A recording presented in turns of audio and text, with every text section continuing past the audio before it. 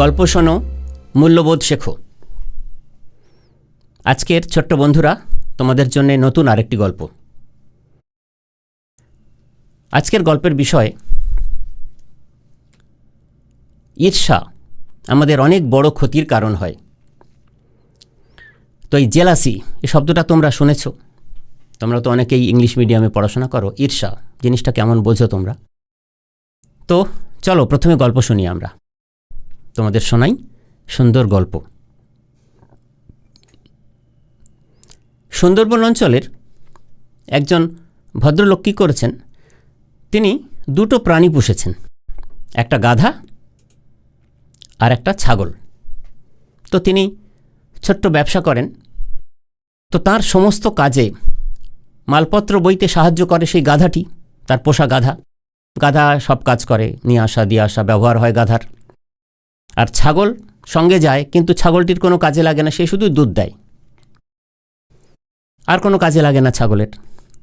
তো ছাগলটি খুব ঈর্ষান্বিত হলো, খুব জেলাস ফিল করলো এই গাধার প্রতি।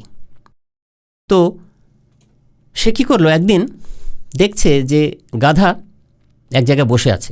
তো গাধার কাছে গেল, গিয়ে গাধাকে বলল, গাধা ভাই শোনো, তুমি তো এত পরিশ্রম করো, আমাদের মালিক তোমাকে তো এত খাটায়, পরিশ্রম করায়।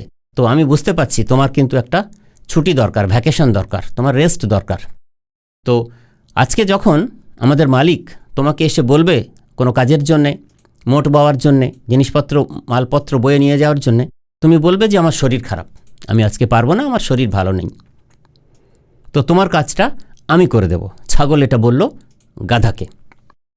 তো গাধার তো অত বুদ্ধি নেই, গাধা মাথা নাড়ল, রাজি হয়ে গেল।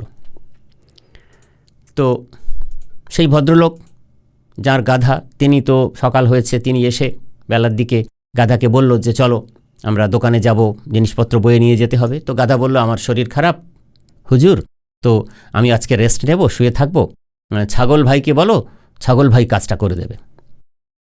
তো গাধা তো তার এত কাজে লাগে, তো তিনি খুব ব্যস্ত হয়ে পড়লেন, সঙ্গে সঙ্গে বললেন, না না চলো, তোমাকে নিয়ে ডাক্তারের কাছে যাই। তো সেই ভদ্রলোক তার গাধাটিকে নিয়ে ডাক্তারখানায় গেল।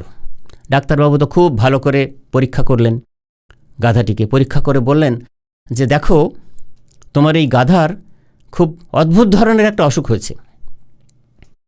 তো কি করতে হবে ডাক্তারবাবু? ভদ্রলোক বললেন। তখন ডাক্তারবাবু বললেন যে তোমার এই গাধাটিকে না একটা ছাগলের হৃৎপিণ্ড সেদ্ধ করে তার সেই ঝোল খাওয়াতে হবে, খাওয়ালে তাহলেই কিন্তু তবে তোমার এই গাধা সুস্থ হয়ে উঠবে। তো ভদ্রলোক তো বুঝলেন যে এই গাধাকে আমাকে রক্ষা করতে হবে, বাঁচাতে হবে, সুস্থ করতে হবে। সে আর কিছু চিন্তা না করে সঙ্গে সঙ্গে, তার নিজেরই তো ওই ছাগলটি ছিল, ছাগলটিকে মেরে ছাগলের হৃৎপিণ্ড রান্না করে সেই স্যুপ গাধাকে খাইয়ে গাধাকে সুস্থ করে তুলল। ছোট্ট বন্ধুরা, তোমরা কি বুঝলে এর থেকে, কি শিখলে?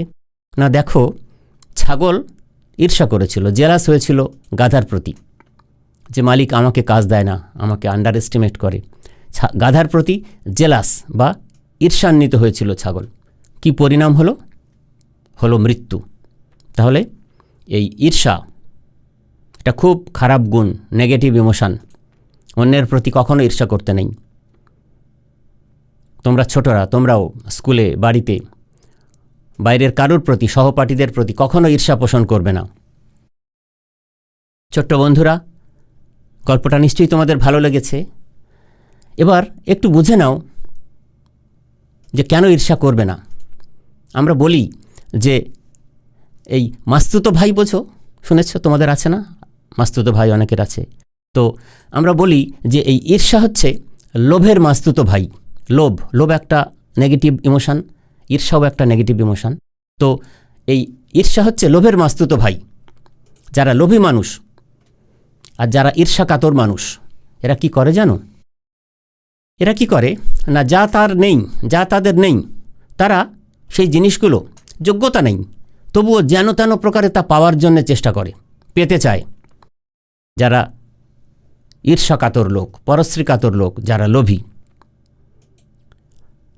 এই যারা ঈর্ষাকাতর পরশ্রীকাতর লোক এমনও আছে যে তাদের অনেক আছে, তবু তারা আরও আরও পেতে চায়। তোমরা কখনো এই নেগেটিভ ইমোশনসকে প্রশ্রয় দেবে না। আরও একটু ভালোভাবে বোঝাই ছোট্ট বন্ধুরা, এই ঈর্ষা কীরকম হয় না, ঈর্ষা কীরকম জানো তো? মানে তুমি নিজে বিষ খেয়েছো। মানে ধরো কারোর প্রতি তোমার বিদ্বেষ আছে, রাগ আছে, শত্রুতা আছে, তো তুমি ভাবছো মানে ঈর্ষা করছো তার প্রতি। তো ঈর্ষা কীরকম জানো তো? যে তুমি নিজে বিষ খেয়েছো, খেয়ে আর তুমি ভাবছো যে এই যাকে তুমি ঈর্ষা করছো সে মরে যাবে। সেটা কি হয় বন্ধুরা? হয় না তো। তুমি বিষ খেলে কী হবে? তোমারই মৃত্যু ঘটবে। তাহলে ঈর্ষা করো না, কারোর প্রতি নয়, কোথাও নয়, কখনো নয়। জীবনে কোনো দিন কারোর প্রতি ঈর্ষা কাতর হবে না। কেন না, এই ঈর্ষা হচ্ছে একটা টক্সিক ইমোশন। এতে কি হয় না, নিজের অনেক থাকা সত্ত্বেও, যার অনেক আছে তবুও দেখবে সেগুলোকে নিয়ে, যা আছে সেগুলোকে নিয়ে সে আনন্দ করতে পারে না। উল্টে কি করে না, সবসময় দুঃখী দুঃখী হয়ে থাকে। তাহলে দেখো, এই থাকা সত্ত্বেও মানুষ যা থাকে তাই নিয়ে তো আনন্দ করে, আনন্দে থাকে, সুস্থ থাকে, কিন্তু থাকা সত্ত্বেও শুধু ঈর্ষা, এই টক্সিক ইমোশনটি আসার জন্যে, মনে স্থান দেওয়ার জন্যে তার জীবনে কিন্তু ভালো থাকাটাও হারিয়ে যাচ্ছে। ছোট্ট বন্ধুরা, তোমরা পড়াশোনা করছো, মানুষের মতো মানুষ হতে হবে, এইভাবে মূল্যবোধের চর্চা করতে হবে। কখনো নিজের মনে প্রশ্রয় দেবে না ঈর্ষাকে। ছোট্ট বন্ধুরা, তোমরা সবাই খুব ভালো থাকো, খুব মন দিয়ে পড়াশোনা করো, মনোসংযোগ ধরে রেখে পড়াশোনা করো। আবার খুব শীঘ্রই তোমাদের সঙ্গে দেখা হবে পরবর্তী গল্পে।